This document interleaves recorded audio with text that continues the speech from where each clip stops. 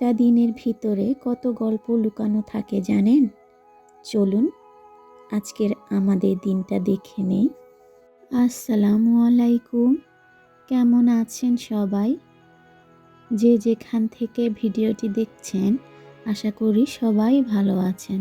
আজকের দিনটা শুরু করলাম সকালবেলার কুকিং প্রিপারেশন দিয়ে। রান্নার আগে সবকিছু একটু রেডি করে নিলে পরে কাজ করতে ইজি লাগে।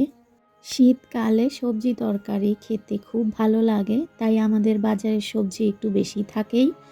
ফ্রেশ সবজি থাকলে রান্নার টেস্টও ভালো হয়। আজকের মাছটা ছিল লাল চ্যাপ্টা আর মোটা, দেখতে খুব সুন্দর। চলুন মাছ কাটা শুরু করি। মাছ কাটার সময় আমার বেশ ভালো লাগে। এই সময়টা একদম কুইট, মনটাও শান্ত থাকে। মাছ দেখে প্রথমে ভেবেছিলাম ডিম থাকবে, কিন্তু পরে দেখলাম ডিম না, ভেতরে তেলে ভরা, তবু রান্না করলে খুব টেস্টি হয়। মাছ কাটা আর ধোয়া শেষ করে যেগুলো রান্না করব সেগুলো আলাদা করে রাখলাম, বাকি মাছ ফ্রিজে রাখলাম, পরে রান্না করব।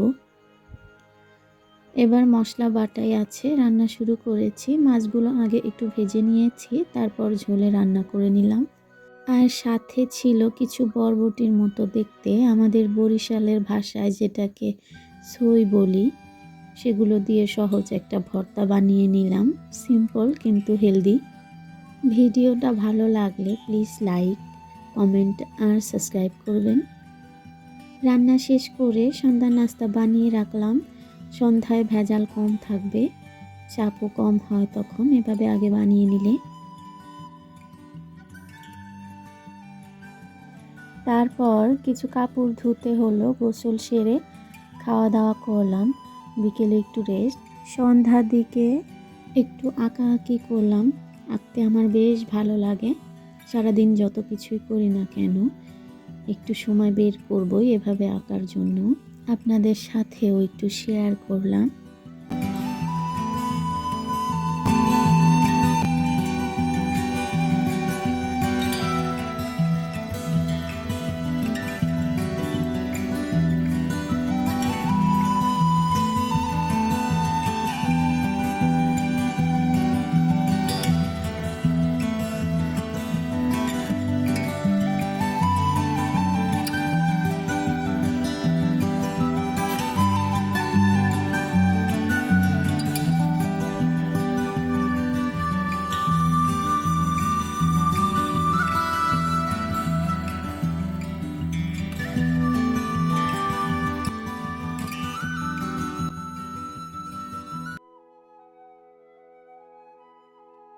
এরপর কাপড় গোছানো শুরু। আলমারি থাকলেও নিত্যদিনের কাপড় আমি আলনায় রাখি। আমার কাছে এতে বেশি ইজি লাগে। আমার 4 বছরের ছেলে আছে, ও ছোট, তাই ওর কাপড়গুলো রেকে রাখি। ওর কাপড় যেহেতু ছোট আলনায় রাখা যায় না, রেকে রাখলেই ক্লিন থাকে। আলমারিতে রাখা ওর কিছু কাপড় বের করে গুছিয়ে রাখলাম আর কম্বল নামালাম, কারণ এখন ঠান্ডা বেশ পড়েছে। দিনটা এভাবেই শেষ হলো। ছোট ছোট কাজ, পরিবারের সময় আর ঘরের শান্তি, এই নিয়েই আমাদের ডেইলি লাইফ। সবশেষে বলবো, গ্রাম হোক বা শহর, পরিবার থাকলেই জীবন সুন্দর। আলহামদুলিল্লাহ। নতুন হলে চ্যানেলে সাবস্ক্রাইব করবেন। ভিডিও ভালো লাগলে লাইক আর কমেন্ট করবেন। ভালো থাকবেন, সুস্থ থাকবেন। আসসালামু আলাইকুম।